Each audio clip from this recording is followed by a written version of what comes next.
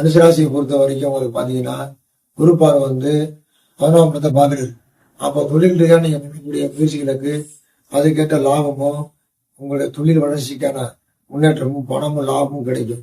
நீங்க முயற்சி பண்றதுக்கு ஏற்ற மாதிரி முன்னேற்றம் இருக்கும். 2வது ராசியை குரு பாக்குறதுனால உங்களோட உடம்புல இதுவரைக்கும் இருந்த நோய் நொடி எது இருந்துச்சுன்னா விளைகிறோம்.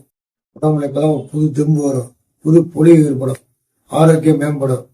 அடிக்கடி நீங்க வியாழக்கிழமை சிவன் கோயிலுக்கு சென்று சிவனை வழிபடுவதால் உங்களுடைய முயற்சிகள் வெற்றி அடையும்.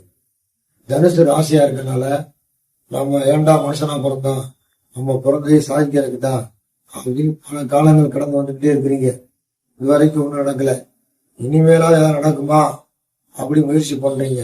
தனுசு ராசியை பொறுத்த வரைக்கும் 2026 குரு உங்களுக்கு 11ஆம் இடத்தை பாக்குறதுனால உங்களுக்கு தொழிலுக்கான முயற்சியும் வெற்றியும் லாபத்தையும் கொடுப்பாரு. 1ஆம் இடத்தை பார்க்குற ஆரோக்கியம் மேம்படும், கலகலன்னு இருப்பீங்க, மகிழ்ச்சியா இருப்பீங்க, சந்தோஷமா இருப்பீங்க. 3ஆம் இடம் உங்களுடைய திறமை, முயற்சி, வெற்றி அனைத்தையுமே அதுல இருக்கு. முயற்சி பண்ணுங்க, வெற்றி அடைவீங்க. விடாம வியாழக்கிழமை சிவன் கோயிலுக்கு சென்று சிவபெருமானை வணங்கி வாருங்க.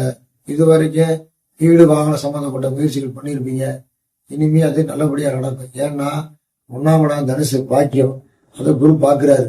காலபுருஷன் பாக்கியஸ்தானம் அது. அதனால பாக்கியம் வீடு வாகனம் சம்பந்தப்பட்டு கண்டிப்பா நடக்கும். அதே 3ஆம் இடம் உங்களுடைய முயற்சி போடுறதுனால முயற்சிகள் நடக்கும். 14ஆம் இடம் லாபத்தை கொடுக்கும்.